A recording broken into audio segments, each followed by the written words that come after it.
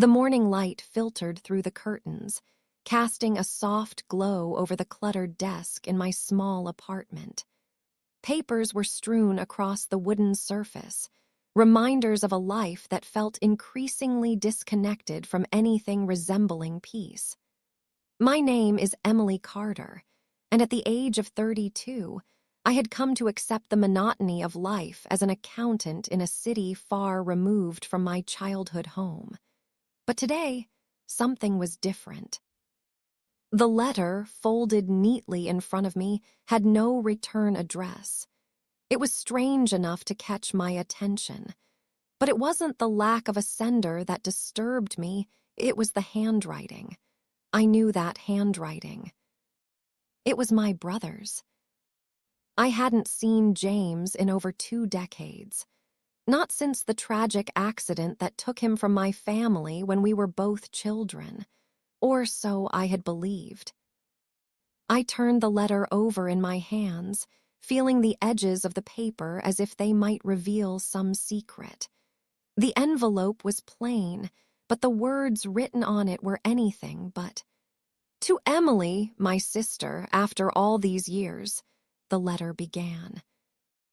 I could feel my heart hammering in my chest. James had died when I was only 12 years old.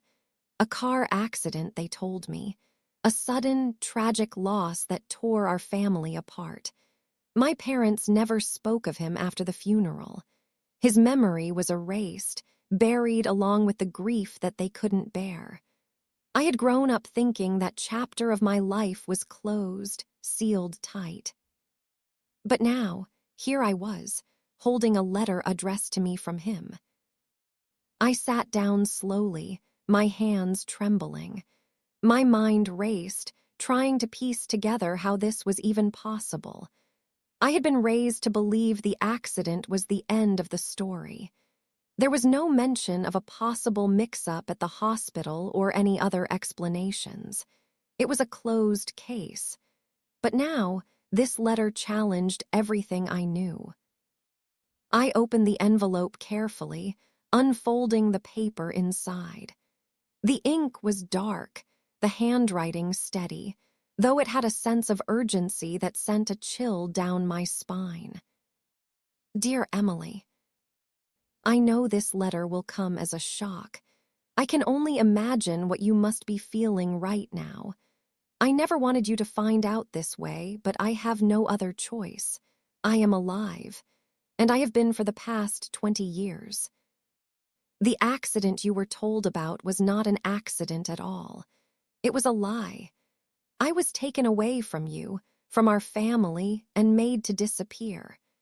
The truth is far more complicated than you can imagine, and I need you to understand why I couldn't come home. There's so much more I need to explain, but I can't do it all in one letter. I have hidden for so long, and now I am being hunted. Someone is coming for me, and soon they will come for you too. Please, Emily, trust no one. They will stop at nothing to keep this secret buried. If you want answers, if you want to know the truth, meet me where it all began. The old house on Maple Street. Midnight. Alone. Don't tell anyone. Your brother. James. I could hardly breathe as I finished reading the letter. My mind was swirling, struggling to process the information. Alive? How could he be alive? And what was this about being hunted? I pressed my hands to my face, trying to steady my racing thoughts. I had to be careful. This could be a prank, or worse, some kind of trap. But the part of me that still loved my brother, the part of me that had never truly let go of the pain from his loss, urged me to believe him. The clock on the wall ticked loudly, reminding me that time was running out. If I was to meet James, I had to decide quickly. Midnight, Maple Street, the place where we had lived as children. It seemed impossible, but something inside me whispered that this was no ordinary mystery. This was my brother's voice, calling to me from the past. I stood up abruptly, my chair scraping against the floor. I wasn't sure what to do next. My mind wanted to ignore the letter, to walk away and pretend it was all a mistake. But my heart told me something different. James had always been there for me when we were kids, and if he was really alive, he needed me now more than ever. As midnight approached, I found myself driving through the dark streets of my old neighborhood. The old house on Maple Street loomed ahead, a silhouette in the moonlight. It looked abandoned, its windows dark, the lawn overgrown. But I knew this place well. It was where James and I had spent our childhood, where we had played games and fought like any siblings, until that fateful day when everything had changed. I parked my car at the curb, the engine cutting off with a soft hum. My hands were clammy as I gripped the steering wheel.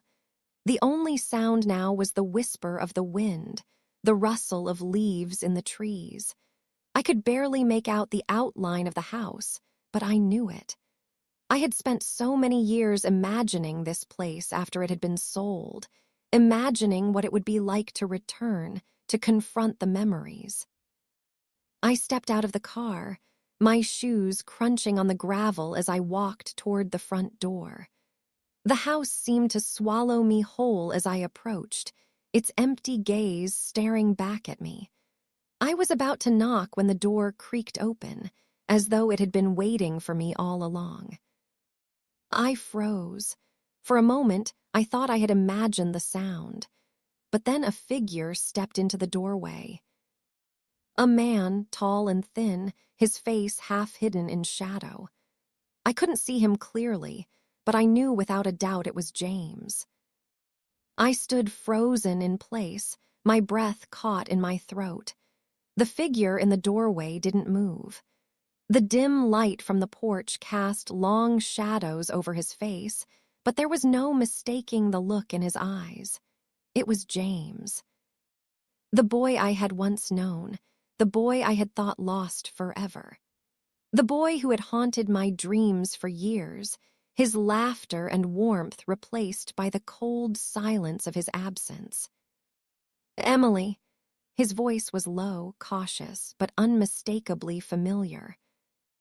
I took a step forward, my feet barely lifting from the ground as if I were walking on air. My heart hammered in my chest, and for a moment I forgot how to speak. How could I respond? How could I even comprehend that the person I had grieved for all these years, the person whose death had torn apart my family, was standing in front of me? James. The word felt foreign on my tongue, like a distant echo from another life.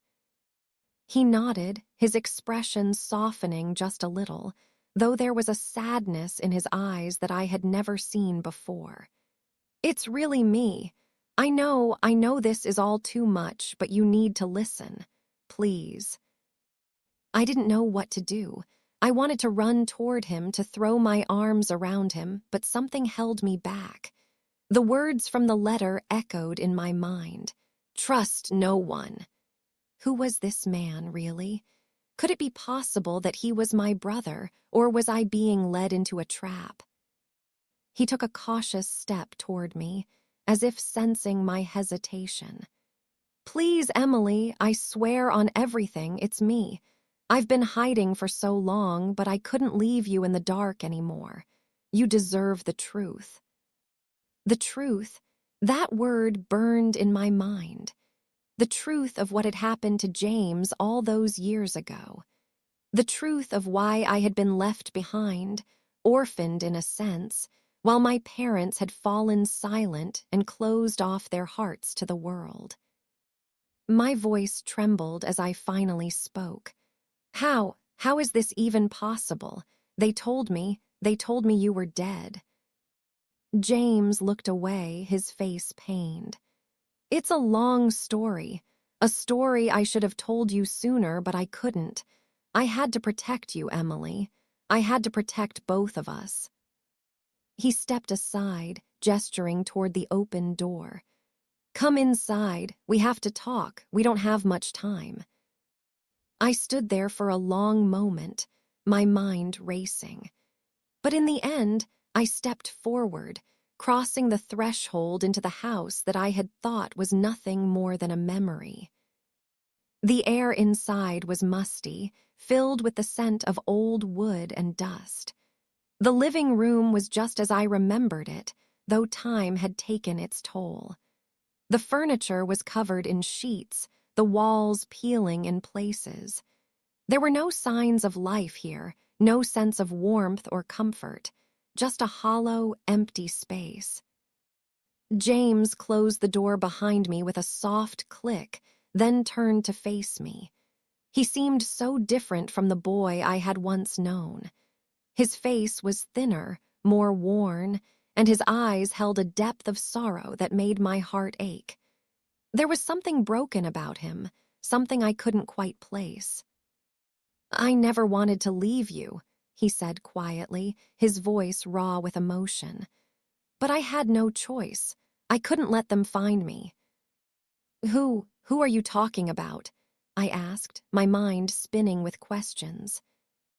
James ran a hand through his hair, looking almost defeated. "I don't know how much I can explain right now, but they're still out there. The people who took me. They've been looking for me for years, Emily, and they won't stop. I don't know what they'll do to you if they find out you know the truth." I felt a chill creep up my spine. "The people who took you? What do you mean? Why would anyone want to take you?" He glanced over his shoulder nervously, as if afraid someone might be listening. "It's complicated, but I'll try to explain. It was never just an accident. The day of the crash, it wasn't what you were told. It was staged. I was supposed to die, and they made sure of it. But something went wrong, and I survived. They thought I was dead for years." "Why? Why would anyone do that to you?" My voice was barely a whisper, the weight of his words suffocating me. James sat down on the couch, running a hand through his hair in frustration. "I don't know. It's all connected to something bigger, something I didn't even understand until it was too late. But they didn't want anyone to know. They couldn't risk it. So they made sure I disappeared, erased every trace of me." My heart was pounding now, my thoughts racing in 1,000 directions. But why write to me now? Why after all these years? James hesitated, his eyes flicking to the window. "Because it's only a matter of time before they come for me again. And when they do, they'll come for you too. I couldn't let you keep thinking I was gone. I couldn't keep lying to you. You deserve to know the truth." I sat down across from him, the enormity of what he was saying sinking in. My brother, the one I thought I had lost forever, was alive. But he had been living a life in hiding, hunted by unknown forces, for reasons I couldn't even begin to understand. The silence between us was heavy, laden with questions neither of us could answer. I needed to know more, to understand everything. But a part of me was terrified to hear the rest of his story. "James," I said, my voice shaking, "what do we do now? What do we do if they come for us?" He met my gaze, his eyes hardening with a determination I hadn't seen in years. "We fight, we uncover the truth, and we stay one step ahead of them." James didn't speak for a long time, and neither did I. We both needed to process everything that had just been said, but the weight of it was crushing. There were too many unknowns, too many questions, and I couldn't help but feel that this was only the beginning of something much darker. I could see the fear in James's eyes, the same fear that had taken root in my chest. The truth was dangerous. The truth was a weapon, and whoever had kept him in the shadows for so long would stop at nothing to keep it buried. "Emily," James finally spoke, breaking the silence, I never wanted you to be involved in this. But now that you know, you're a target too. You have to trust me when I say this is bigger than both of us. We can't go back to normal life." I nodded slowly, trying to process everything. My world had just shifted in ways I couldn't comprehend. Everything I had thought I knew about my brother, about my family, had been turned upside down. "I believe you," I said quietly, though a part of me still wanted to run. "But where do we start? How do we even begin to figure this out?" James stood up, his movements tense, his expression grim. "We start by finding the people who did this. The ones who made me disappear. They're the key to everything." James paced the room, his hands shaking as he tried to formulate the next steps. The silence between us felt heavier now, as if the weight of the past 2 decades was crashing down on both of us. It was as though the walls of the house were closing in, pressing us to confront something neither of us fully understood. "Who are they, James?" I asked, breaking the tension. "Who are the people who took you? What do they want?" He stopped packing and turned to face me, his eyes darkened with a mixture of fear and regret. "I don't know all the details. I was just a kid, Emily. They took me when I was barely 15. But there are people, powerful people, who have been pulling the strings for years. They've infiltrated so many aspects of society, politics, law enforcement, business. They have resources, influence. If they wanted to make sure I disappeared, they could do it with ease." My head spun as I tried to process his words. Powerful people, a shadowy organization with so much control. It sounded like something out of a conspiracy thriller, not the real world. But as I looked at James, the pain and fear in his eyes, I knew he wasn't lying. He had lived through it.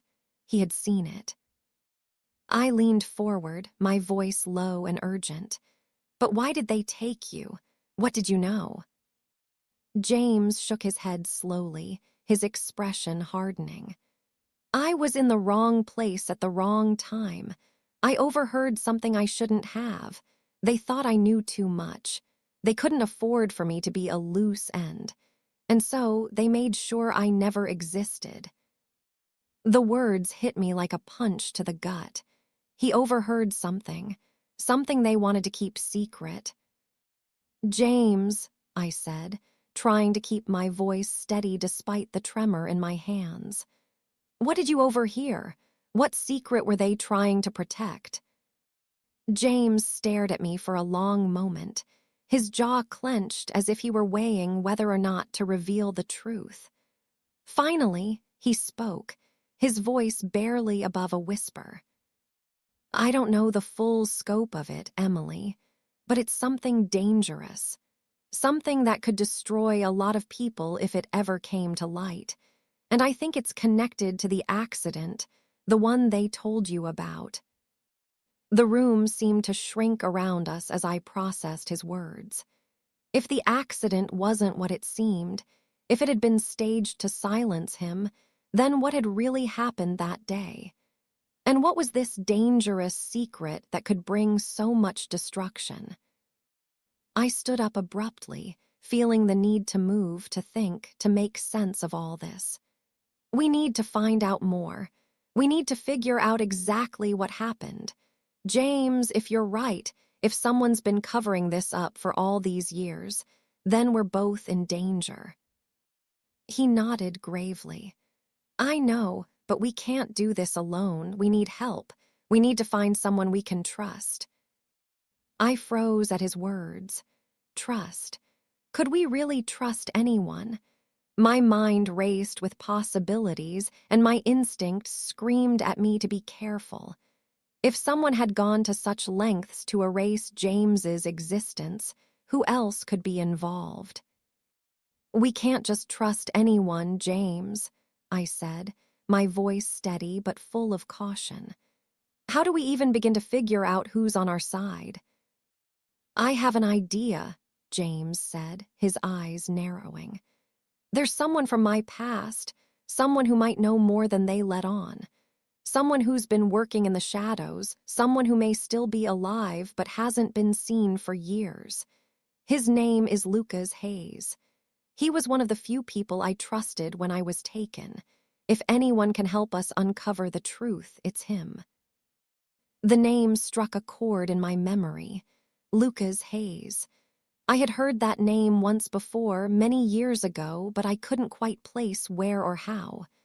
How do you know Lucas? I asked, trying to understand. He was my contact when I first started to realize something wasn't right, James explained. We had a plan to meet if anything ever went wrong, but I never got the chance. After the accident, everything fell apart, but if he's still alive, he's our best shot. I didn't hesitate. We need to find him. The next few days were a blur. James and I worked together to dig up any information we could on Lucas Hayes. It was harder than I expected. The more we searched, the more we realized just how little we knew about the people who had been involved in this tangled web. Names came up, but they were like ghosts. No one we could really trust, no one we could be sure was still on our side. Lucas Hayes had disappeared almost as completely as James had. There were no recent records, no traces of him in any public database. But then we found something, an old address, a place where he had been last known to live before he vanished. It was a rundown part of the city, one that had fallen off the grid years ago. It was the kind of place where people disappeared and never looked back. We drove there the following night, our hearts heavy with the weight of uncertainty. The streets were dark and quiet, the buildings decaying with age. It looked like a forgotten part of the city, one that had been abandoned by everyone except those who had no other choice but to remain hidden. James's face was hard, his eyes alert. "This is where we part ways," he said as we parked the car a few blocks away from the address. "I don't know who might be watching. You go to the building, see if you can find Lucas. I'll keep watch from here."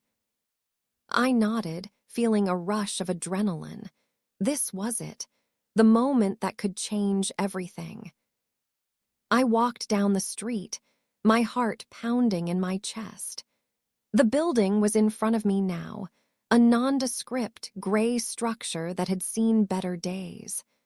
I could feel the weight of its history pressing in on me, the secrets it held buried behind crumbling walls and closed windows.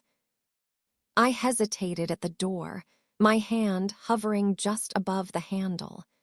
This was the moment that could either bring me answers or throw me into deeper danger. I turned the handle, the door creaking open, and stepped inside. The air inside the building was thick with dust, and the faint smell of mold lingered in the corners.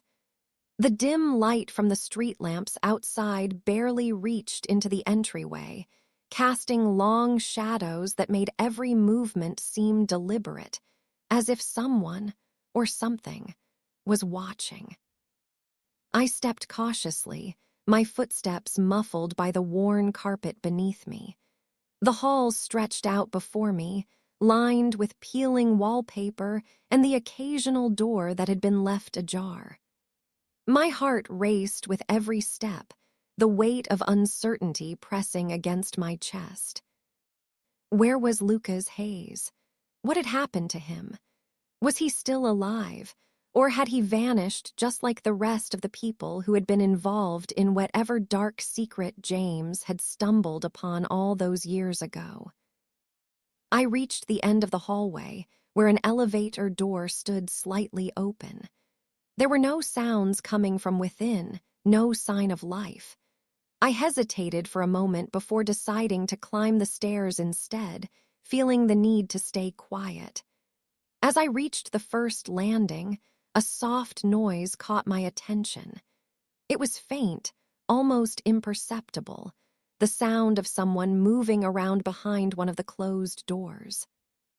My heart skipped a beat. I wasn't alone. I pressed my back to the wall and listened carefully. There was a shuffling sound, then the unmistakable sound of metal clinking against metal. The noise came from a door at the end of the hallway, slightly ajar.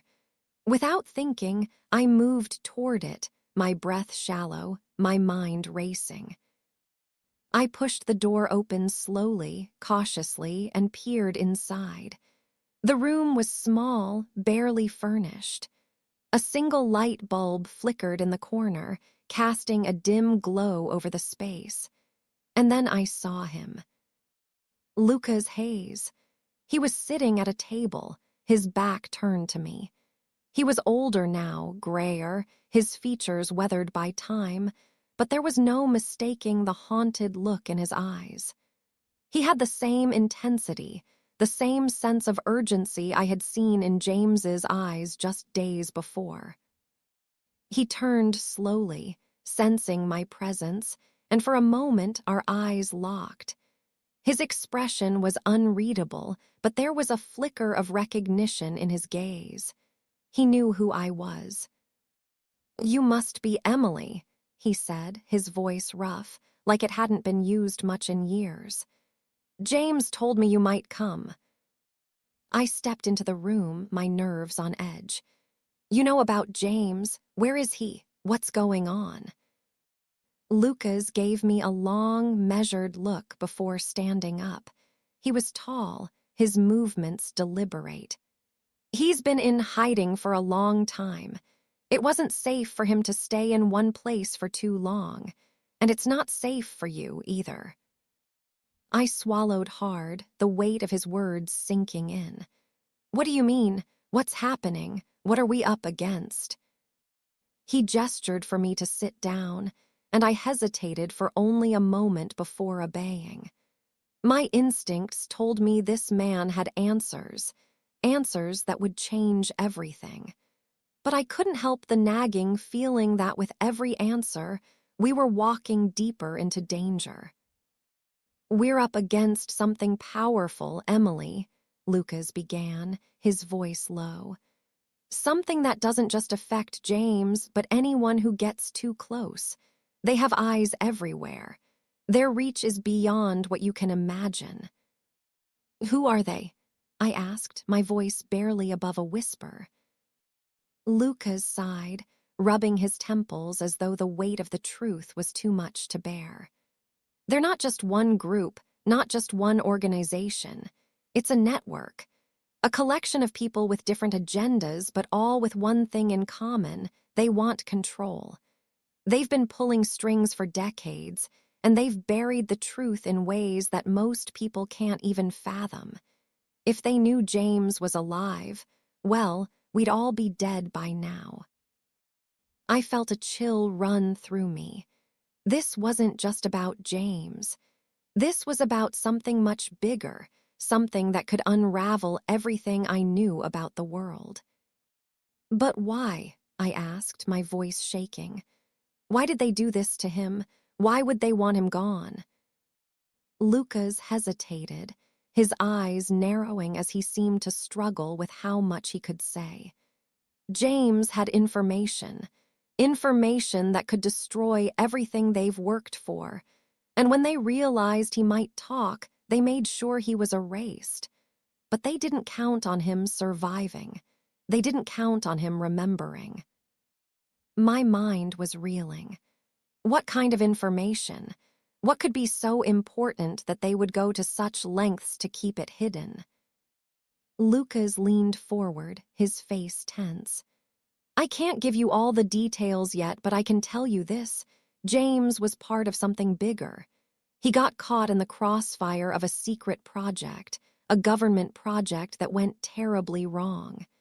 They made him a scapegoat, erased every trace of him, and buried the project. But it's still out there, Emily, and it's only a matter of time before it resurfaces." "Why are you telling me all of this?" I asked, my voice shaking now. "Why are you helping us?" Because, Lucas said quietly, I was part of that project too, and I can't live with the lies anymore. I've been hiding for years, but I can't keep running. It's time to end this once and for all. I stared at him, my thoughts racing. This was the moment everything changed. Lucas Hayes, a man whose name I had only heard in whispers, was now tied to the very thing that had torn my family apart. James was a part of something much larger, something dark and dangerous. And now I was a part of it too. Where do we start? I asked, my voice barely audible. Lucas stood up and began packing the room again, his face darkening. We need to find the people who are still involved, the ones who are still trying to keep this under wraps. We need to gather evidence, expose everything. But we can't do it alone. We need to be careful. They'll be watching, and they'll stop at nothing to protect their secrets. I nodded, a sense of resolve settling in my chest. This was no longer just about finding my brother. This was about exposing the truth, no matter the cost. The next few weeks were a blur of action and tension. Lucas, James, and I worked together to piece together the fragments of the story, following the trail left by the mysterious project that had torn our lives apart. Every lead we followed seemed to open up new questions, new dangers. It was like opening Pandora's box. Every step we took brought us closer to the heart of a conspiracy that had been buried for decades.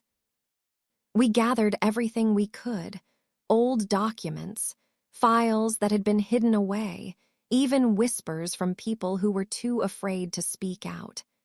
Every night felt like we were getting closer to the truth, but also closer to the edge of something we couldn't control.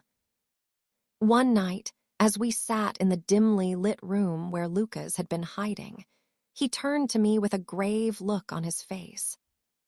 We have to be careful, Emily.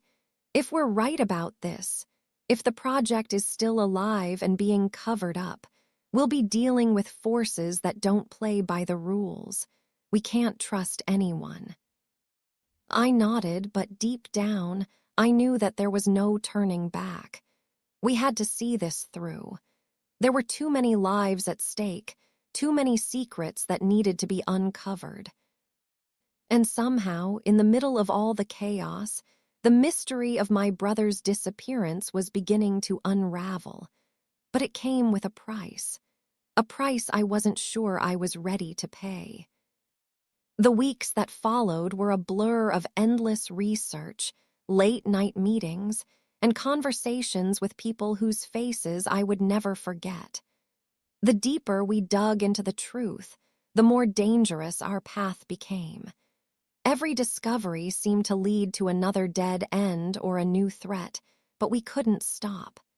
We were too close to the truth now, and there was no turning back. James, Lucas, and I had become a tight-knit unit, relying on each other for support and survival. Each piece of the puzzle fell into place, and the larger picture began to take shape. But as we closed in on the core of the conspiracy, I felt a sense of dread growing in my chest. The more I learned, the more I realized how little I truly understood about the forces we were up against. The project James had been involved in, the secret government experiment, was far more complex than any of us had anticipated. It wasn't just about control, it was about something far darker. A technology, an idea that had the potential to reshape everything. And they had killed to keep it buried. We had finally tracked down the last known person involved in the project, someone who had disappeared off the grid years ago. It was our last chance to find out everything we needed to expose the conspiracy and bring those responsible to justice. But even as we prepared to confront this final piece of the puzzle, I couldn't shake the feeling that we were walking straight into a trap. It was a cold, rainy night when we found him. Miles Harris, the last surviving member of the original project team. His hideout was in an abandoned industrial complex on the outskirts of town, a place no one would think to look. We had no idea if he would be alive or if he had any information that could help us, but this was our only lead. James and Lucas waited outside, keeping watch while I made my way through the dark, rain-soaked corridors of the building. The place was eerily silent, save for the sound of my footsteps echoing off the concrete walls. It was like stepping into the past, into a forgotten world that held secrets too dangerous to be uncovered. I reached a door at the far end of the building, a steel door that looked like it had been reinforced to withstand anything. My heart was pounding as I reached for the handle, but before I could turn it, I heard a voice from behind me. "You shouldn't have come." I froze. It was a man's voice, low, gravelly, and it sent a chill down my spine. I turned slowly, my breath catching in my throat. There, standing in the shadows, was Miles Harris. He was older now, his face gaunt and hollow, but there was a sharpness in his eyes that told me he had seen more than his fair share of darkness. "How do you know about this place?" he asked, stepping forward. "You should have stayed away. You're in way over your head." I took a deep breath, trying to steady my nerves. "We know what you were a part of. We know about the project. We know about the truth you've been hiding." Miles's eyes flickered with something, fear, perhaps, but he quickly masked it with a sneer. "The truth? You think you can handle the truth? You have no idea what you're dealing with. You have no idea what you've uncovered." I stood my ground. "I'm not leaving until you tell me everything. What was the project? What did they do to James? What's going on?" He seemed to hesitate, then shook his head. "You're too late. You've uncovered something that's bigger than all of us. You think you can take down a shadow like this? You're wrong. They're always watching. You won't make it out of here alive." Before I could respond, I heard the sound of footsteps behind me, followed by the sound of a door being kicked open. James and Lucas had come inside, and Miles's face immediately darkened. "Get out of here," Miles spat, his voice full of venom. "You don't want any part of this. You think you're heroes. You're nothing more than pawns in a game you'll never understand." Lucas stepped forward, his voice calm but firm. "It's over, Miles. We have the evidence. We're going to expose the truth, and it's not just about us anymore. This is bigger than all of us. You can help us end it, or you can die trying to protect them." Miles stood still for a moment, his eyes flickering between the three of us. Then, to my surprise, he sighed deeply, as though the weight of the years had finally caught up with him. "I didn't want this. I didn't want to be part of it," he muttered. "But they made me. They made all of us, and now I can't stop them." With a sudden movement, he pulled something from his pocket, a small device about the size of a cell phone. He pressed a button, and a soft beep echoed through the room. My heart stopped. "They're coming," Miles said quietly, his voice filled with regret. "You need to leave, now." Before any of us could react, the sound of sirens echoed from outside, followed by the roar of engines. I felt a cold, sickening realization hit me. Miles had set us up. He had given them the signal. We were walking straight into a trap. Panic set in. We had no time to think, no time to plan. The walls were closing in. The sirens were getting louder, and I could hear the distant sound of boots pounding down the hallways. They were coming for us.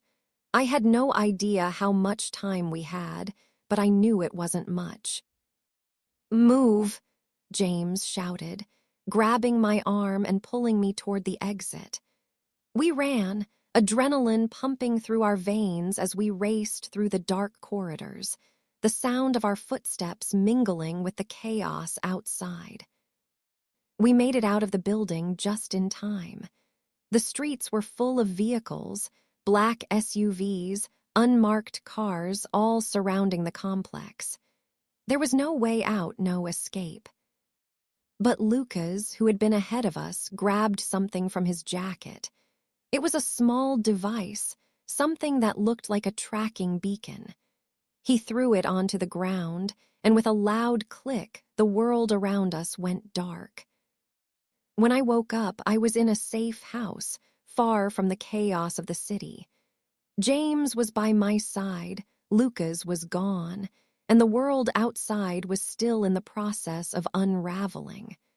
The trap had been set, and we had narrowly escaped. The truth had come to light, but the battle was far from over.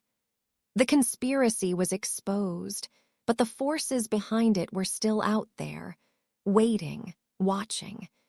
And now, more than ever, I understood what James had meant when he said that some truths were too dangerous to uncover. But no matter what, we couldn't stop. The truth was out, and we had taken the first step in a fight that would last for the rest of our lives.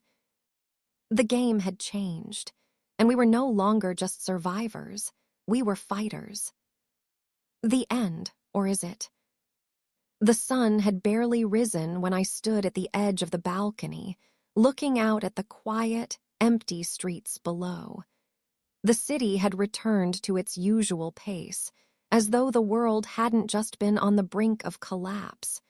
But for me, nothing would ever be the same again. James had disappeared once more. He had insisted on leaving, telling me that there were still too many people out there who would stop at nothing to erase him again. His sacrifice had been painful to accept, but I understood. He was doing what he had to do. He had to keep running to stay one step ahead of them, and in doing so, he was protecting everyone he loved. As for Lucas, the last we saw of him was when he handed me that small, final piece of the puzzle. He had disappeared too, and though I hoped he had found some peace, I couldn't shake the feeling that he was still out there, watching, waiting. I had the files now, the full truth about the project, the people involved, and the hidden agendas was in my hands. And even though I knew that exposing it would change everything, I also knew that it could never bring back what had been lost. The people who had been hurt, the years that had been stolen. The scars would remain forever. But there was something in me, something deep and unshakable, that told me I had to keep going. The world was too broken, too full of secrets. I couldn't let the past define me, nor could I allow the shadows to swallow everything. I'd lost family, but I'd also found it in unexpected places. The people who had come into my life, the ones I'd trusted, the ones who had fought beside me, had become my new family. And together, we would continue the fight. There were others out there, people like me who had lost everything to the lies. I wouldn't let them suffer in silence any longer. We would rise together, speak the truth, and bring justice to those who thought they could control the world with secrets. And as the sun rose higher in the sky, I made a vow to myself. The war wasn't over. It had just begun.